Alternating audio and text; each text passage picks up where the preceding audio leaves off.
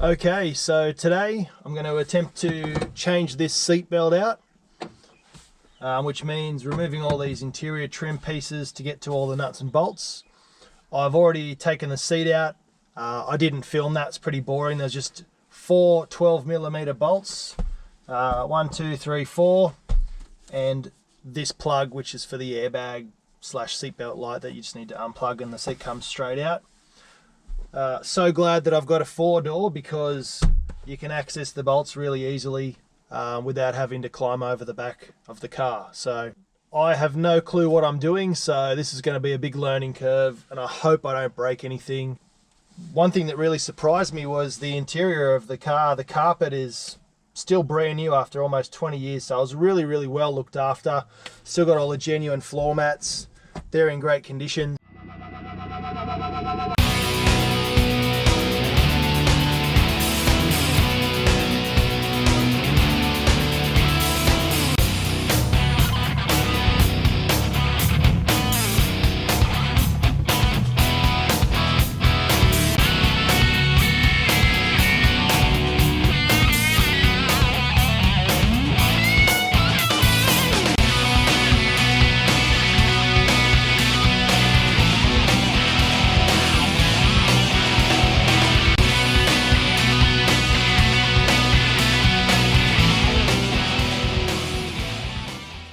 That didn't take very long, although it was a mission to do. I'm surprised I didn't break any clips, so that's a big bonus. The only way I could get enough torque on the ratchet was to bolt this section back in, because there was no way I could hold it, and it was just that tight. It hadn't been apart in 20 years, so that was interesting. As you can see, this is the frayed seat belt, and that's why we're going to all this effort to replace it. So this one goes, and the new one, well, it's not new, but it's in far better condition, is going back on now. So let's do the reverse.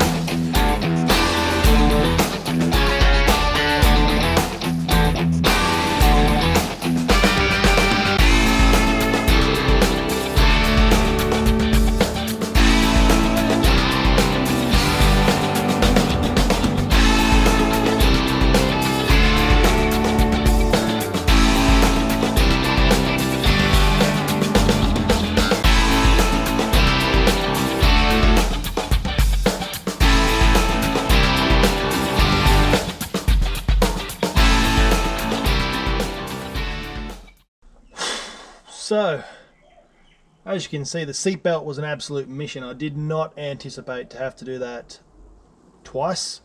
I broke the golden rule, which was check the other side and see what it looks like. But all works now. No frayed seatbelt. Everything goes up and down.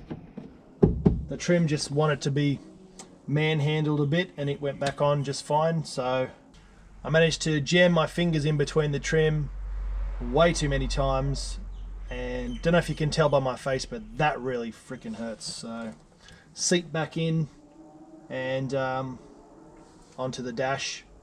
Window tint, we're going to pull that off. Back to another time lapse.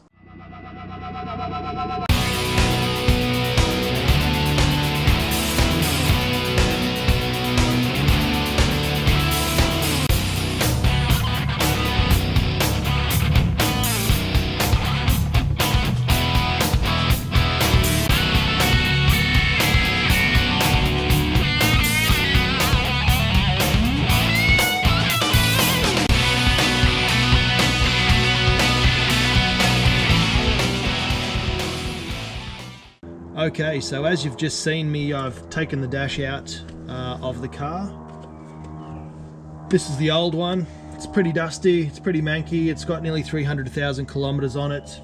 I was going to replace all the globes in there, just check that everything works. Take out the bezel and give that the treatment, maybe a different color or something like that. I found a car on Gumtree that had a dash that had 100,000 Ks on it.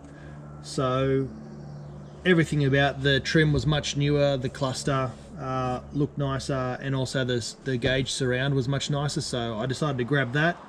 I'm going to replace all of the globes in the back by pulling out these little wedge fittings here and swapping them over with some LEDs. Make it look a lot nicer, I think, so here we go. Okay, so I'm going to attempt to peel all the old window tint, the 20-year-old window tint off the windows on the inside of the car. It's all bubbled. I'm going to give it a good clean. I just wanted to point out the fact that the back seat of this Civic, there's so much room for activities. I'm 6'3". Check this out. Woohoo! So I know why this is a pretty popular car.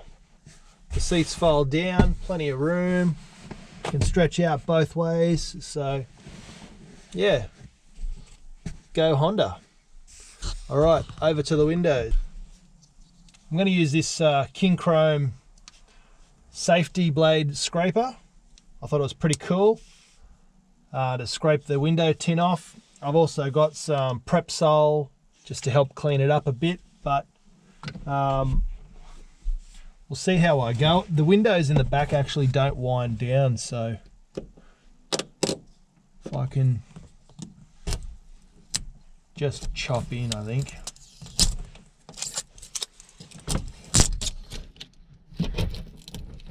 Butcher the hell out of it.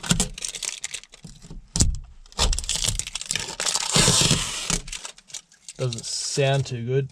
Doesn't smell too good either. So I'm going to stick it on a time lapse.